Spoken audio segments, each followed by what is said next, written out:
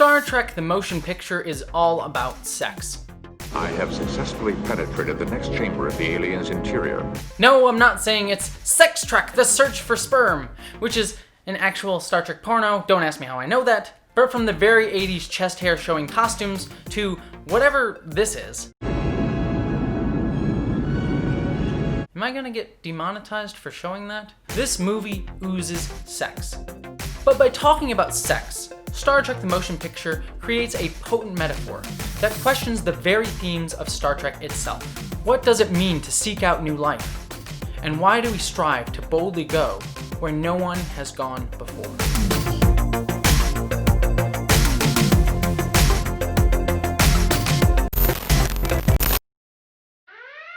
Forewarning, while this video won't become R-rated, we are going to talk about sex, as well as some decently explicit discussions of sexual acts and body parts. I also wish to mention that while I'm going to be talking about bodies in terms of male or female coded, I'm using these terms in a more biological sense, and I am not intending to exclude anyone whose bodies may not match with a more binary view of gender or sex. This includes transgender people, but more specifically those in the intersex community. Why is any object we don't understand always called a thing? Also, this film mainly only deals with heterosexual relationships and codes sex and romance as a man and a woman. So while I am analyzing the film on those terms, I want to make clear that I don't wish to exclude or ignore anyone within the beautiful diversity of gender, sex, sexuality, and human bodies.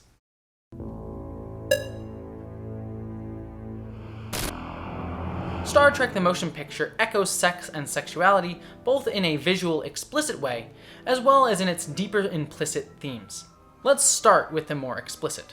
And I gotta warn you, this is gonna be the most overtly sexual section, also probably going to be the most reaching in terms of what I'm trying to get to, but stick with me. I have to start with this because it's going to paint an important picture. On a surface level, the motion picture is rife with overt sexual imagery. One of the most obvious can be found in the costumes themselves. The Starfleet uniforms in the motion picture were much more revealing than the original series, especially on the male cast members, showing way more chest hair and arm hair. I mean, look at Kirk's arm hair. Look at it, there's so much! Yet this costume change in the 1979 film was reflective of the sexual revolution that had been occurring in American culture throughout the 60s and into the 80s, where showcasing more of one's body became more and more accepted. There were echoes of this in how women in the original series in the 60s wore miniskirts and much more revealing outfits, which was a much more radical act at the time, though it certainly came with its own sexist issues.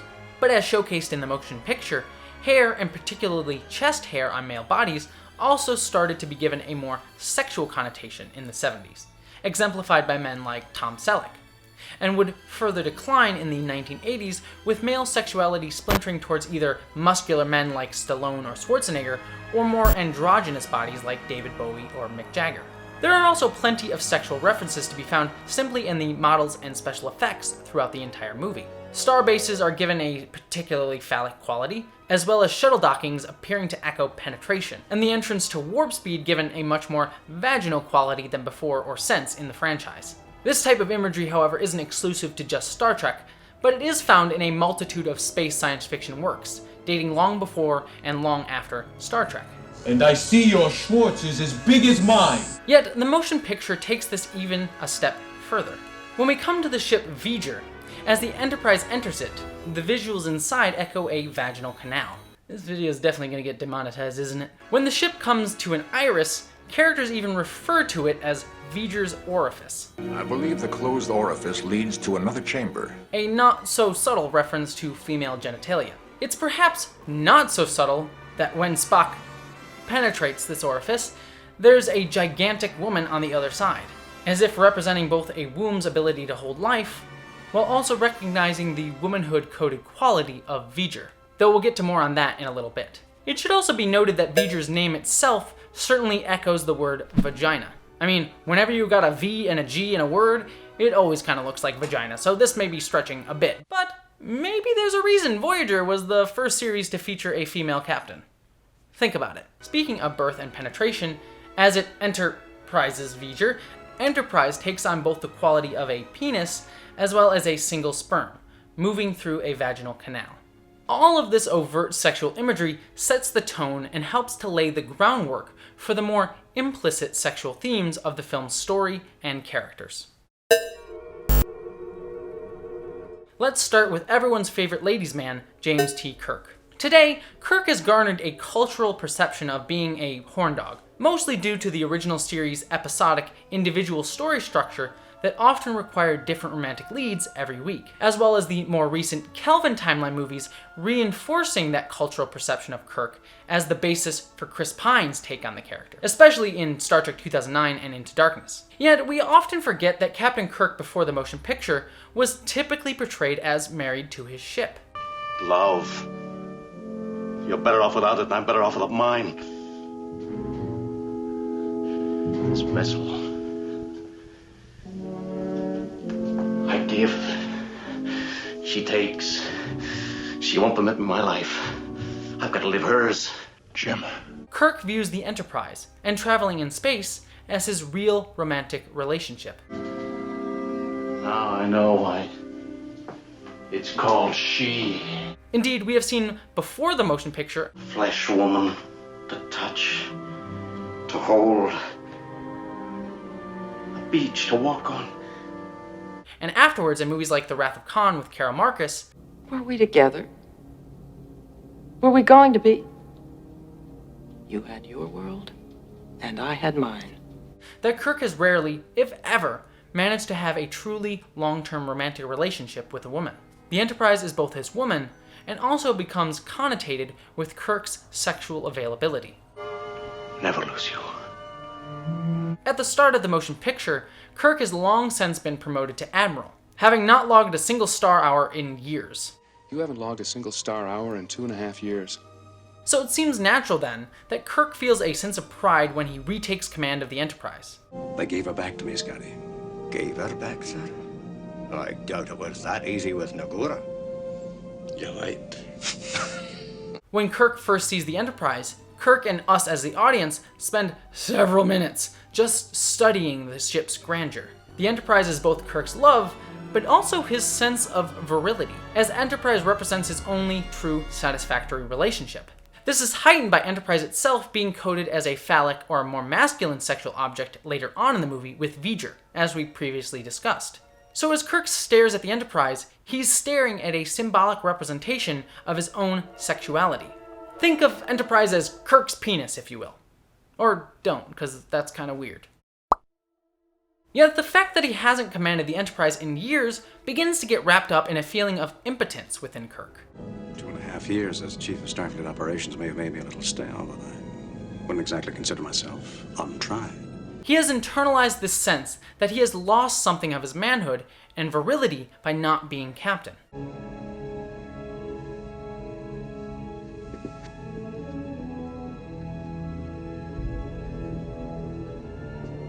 Yeoman, turbo shaft 8. Back that way, sir.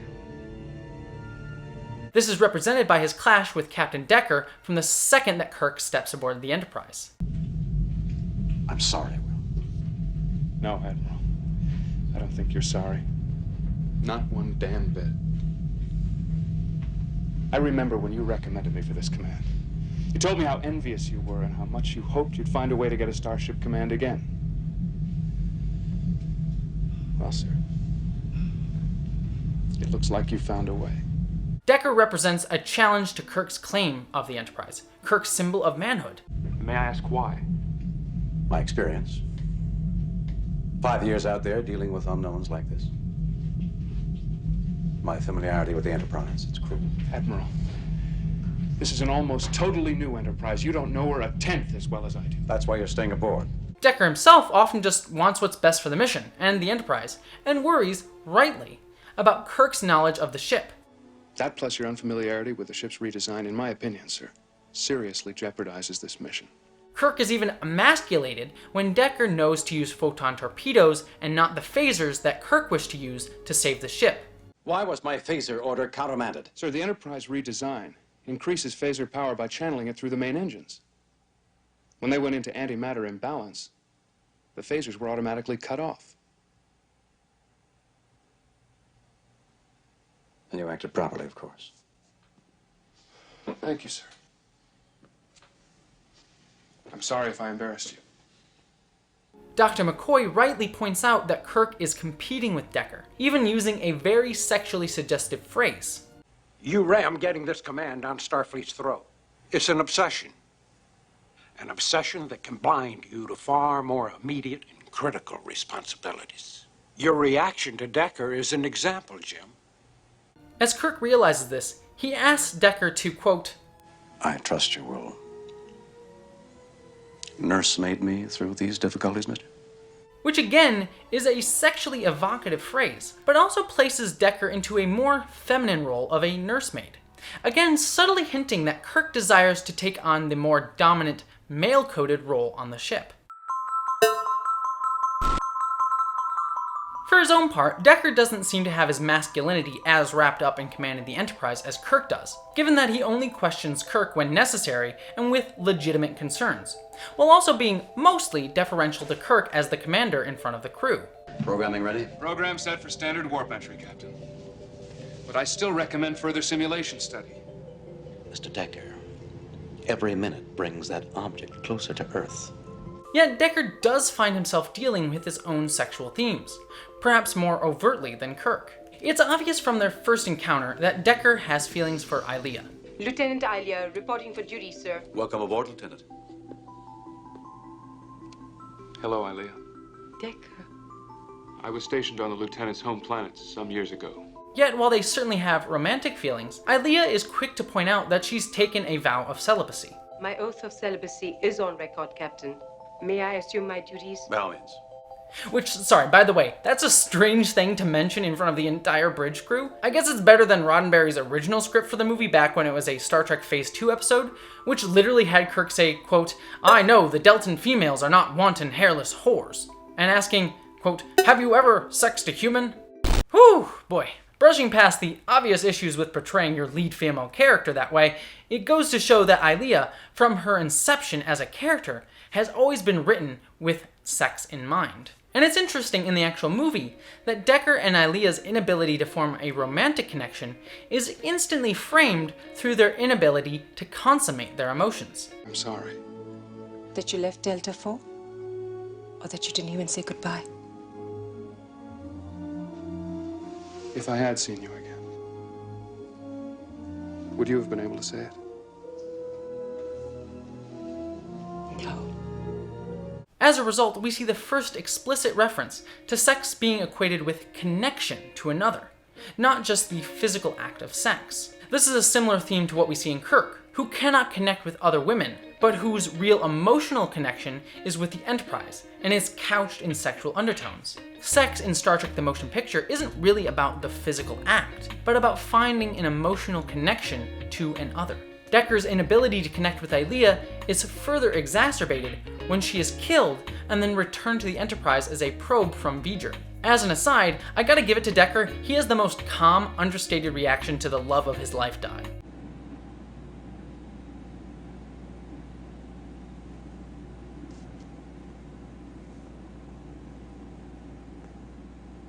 This is how I define unwarranted.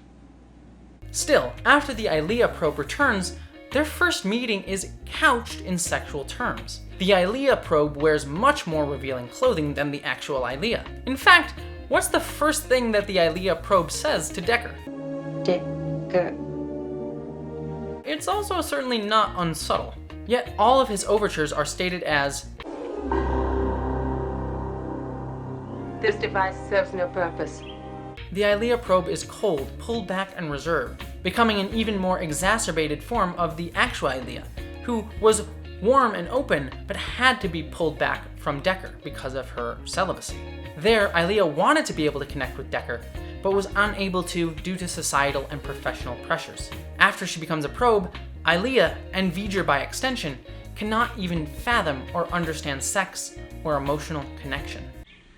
The words recreation and enjoy have no meaning to my programming.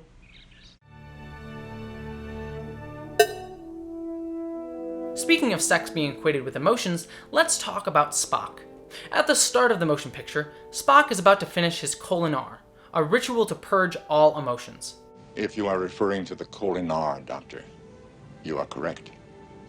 Well, however it's pronounced, Mr. Spock, it's the Vulcan ritual that's supposed to purge all remaining emotions. Vulcan society is often based on Buddhist practices and Buddhist monks. In Buddhism, it is believed that desire lies at the root of one's suffering, and removing desire helps one to reach enlightenment. And many Buddhist monks follow the rule of monastic celibacy, as sexual desire is perhaps one of the biggest barriers to enlightenment in their eyes, which should be noted as distinct from the more judgmental Judeo-Christian view where sex is often viewed as actively sinful. As Thai monk Ajahn Fuang stated, the reason the Buddha didn't allow monks to touch women is not that there's anything wrong with women, is because that there's something wrong with the monks. They still have mental defilements, which is why they have to be kept under control. As a result, the removal of sexual desire through celibacy has the effect of removing larger chances for direct connection to others, and particularly those of the opposite sex. Vulcans similarly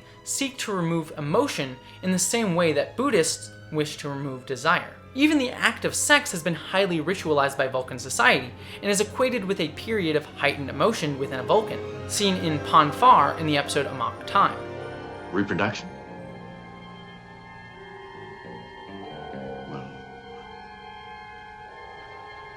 There's no need to be embarrassed about it, Mr. Spock. It happens to the birds and the bees. The birds and the bees are not Vulcans, Captain. If they were, if any creature as proudly logical as us were to have their logic ripped from them as this time does to us. As emotions are seen as shameful in Vulcan society, it's not much of a leap to assume that sexual desire also gets wrapped up in that same sense of shame. Vulcan understands, but even we do not speak of it among ourselves. It is a deeply personal thing. Thus, the removal of emotion through the Kolinar ritual carries with it a similar weight to that of a vow of celibacy. Spock, by going through the Kolinar, is shutting himself off from certain avenues of connection with others by becoming less emotional. We see this most obviously when Spock comes aboard the Enterprise for the first time later in the movie, and due to his more limited range of emotions at the time, is seen as cold and distant from the rest of the crew that he once called, and will call again, friends. Mr. Spock. Well, so help me, I'm actually pleased to see you.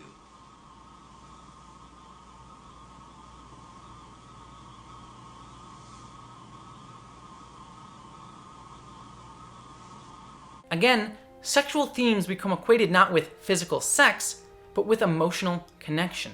So it's perhaps ironic that right near the moment that Spock is about to purge all his emotions, he feels a sudden psychic connection with V'ger. But why Spock and no other Vulcans? Is it perhaps that Spock subconsciously feels hesitancy to shut himself off from further connection, and thus reaches out and finds a connection with V'ger, an entity who is also looking for a connection? This brings us finally to V'ger itself. Quite literally, as a machine, V'ger cannot feel emotional connection or understand sex. Why does Enterprise require the presence of carbon units? Enterprise would be unable to function without carbon units. More data concerning this functioning is necessary. Yet, as we learn later on, V'ger's entire mission is to seek out their creator.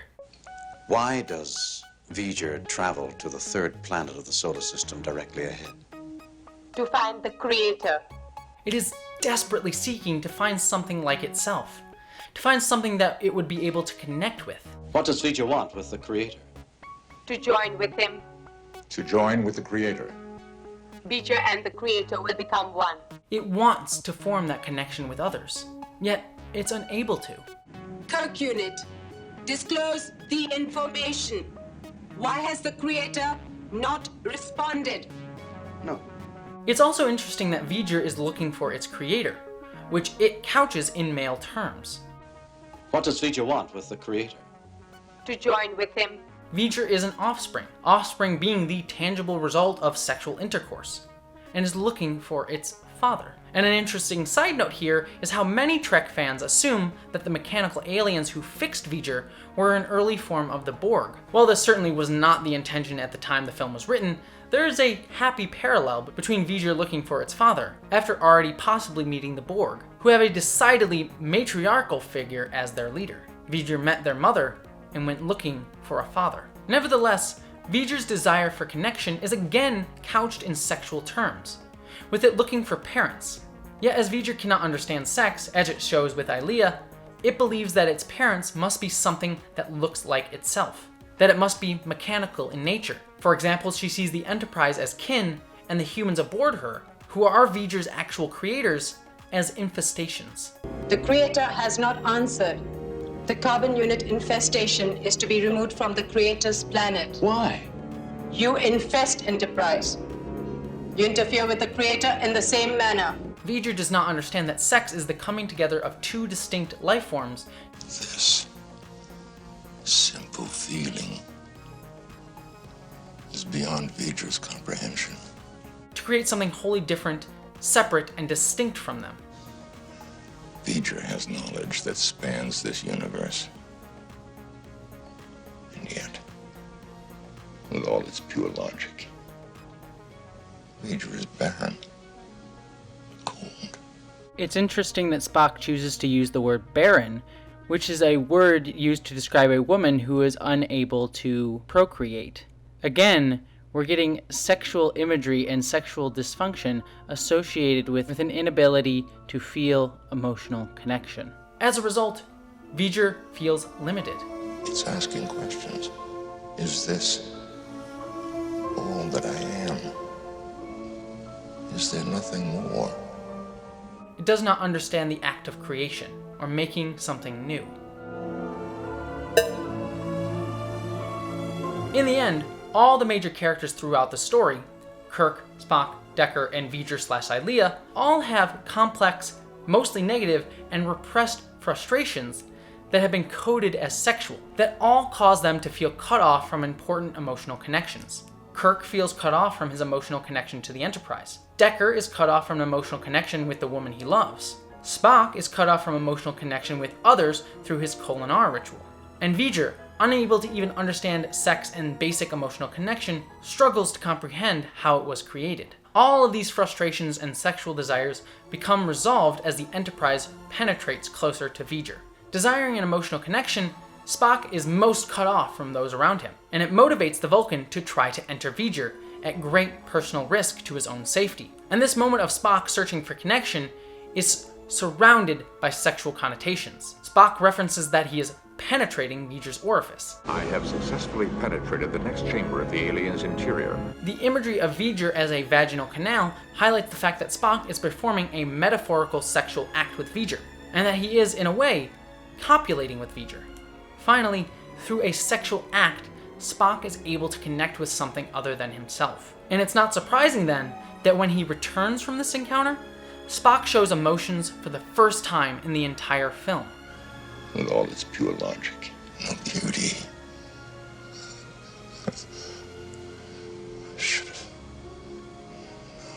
Sex, and more importantly, an emotional connection with something other than himself, finally allows Spock to resolve his inner conflict and reach out to his friends once again. At the same time, Kirk himself becomes a much more confident commander of the Enterprise as the ship journeys closer towards V'ger. So when Kirk finally sees that his friend Spock is opening up and smiling, Kirk realizes that what he has actually been missing is the most important part of the ship, its crew. Kirk finally begins to see that the Enterprise is much larger than just a vessel, but is reminded that a ship only works best when a commander connects to those around him. This, in turn, then allows him to actually recognize what V'ger is looking for. Kirk chooses to treat V'ger as a child looking for its parent. V'ger is a child. I suggest you treat her as such. A child? Yes, Captain, a child. Kirk unknowingly reveals the truth about V'ger's search, that Kirk/humanity are V'ger's actual parents. The carbon units know why the Creator has not responded. Disclose the information. Not until V'ger withdraws the devices orbiting the third planet. That V'ger is actually a Voyager space probe made by humanity hundreds of years earlier. Finally, in that moment, V'ger is able to recognize what something like the act of sex exemplifies. V'ger!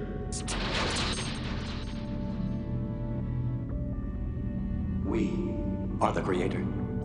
Humanity is not like V'ger, and yet humanity created V'ger. Creation is not about making something directly like yourself, but making something different and new. What V'ger needs in order to evolve is a human quality. Our capacity to leap beyond logic. And joining with its creator might accomplish that. Yet, it's the resolution to Decker and Ilea's arc that truly brings all these ideas home to exemplify what makes Star Trek the Motion Picture a true exploration of the base questions at the heart of Star Trek. Jim, I want this. As much as you wanted the Enterprise, I want this. In the end, V'ger, Decker, and Ilea all bond together to create a new being. Decker chooses to do this because he understands it's the only way for him to finally forge that connection with Ilea that he has been seeking his entire life. He is finally able to form a bond with Ilea, to consummate his feelings. In the film's final moments, we get an actual science fiction representation of copulation. The bonding of Decker, Ilea, and V'ger is represented by what one could even call a giant space orgasm. Three beings come together and create a new being. A new form of life. Did we just see the beginning of a new life form? Yes, Captain. We witnessed a birth. Possibly a next step in our evolution. Star Trek's mission statement has always been to seek out new life and new civilizations. Yet while this has always been seen through the lens of journeying to the stars, the motion picture asks us to really question these words uttered at the start of every episode of the original series. Certainly, sex can be a purely physical or pleasurable act. Nor does it need to be done to create children, and there's nothing wrong with that. But Star Trek the Motion Picture couches sex in terms of emotion and connection. In the film, sex is all about finding that connection, and discovering a new life and connecting to it right next to us. So to seek out new life is a direct result of forging emotional connections with those around us. To love otherness, to love diversity and difference, and want to come together to create something larger than ourselves. Star Trek's mission, to boldly go where no one has gone before, isn't about literally going to the stars, but to take joy in finding others who are different from us, and to forge bonds of emotion, caring, and love with those we meet. And then bone them. Thank you for watching this video. I'd love to hear your thoughts below. I know a lot of this is somewhat of a stretch, but remember, analysis isn't always about trying to assume what the direct intentions of the writers were, but to analyze what's actually there in the film, regardless of what the writers intended. You can look at the writer's intention, but it's also fun to kind of see what themes we can pull out of a work. I'd really love to hear your thoughts about this video in the comments below. What do you think about my analysis of the film? Do you agree? Do you disagree? Do you think I'm stretching some areas? Do you think I didn't go far enough? I'd really love to hear your thoughts. But if you want more videos like this or more Star Trek or sci-fi analysis, please remember to give my channel a subscribe. And if you want to help make these videos even better, don't forget to give to my Patreon page. It honestly really helps pay the bills, and you can do so just like these amazing folks did. Thank you so much to all of you who give to my Patreon page. It really, really means the world to me. And special thanks to my commander level and above Patreons, Stephen Schuhart, Michael McGee, Maggie Evans, Lal Lindley, Wellington Marcus, Munir Amlani, and BBD. But regardless of if you subscribe or give to my Patreon page, as always, I hope that all of you live long and prosper. Oh my god, I just realized prosper also has a sexual connotation.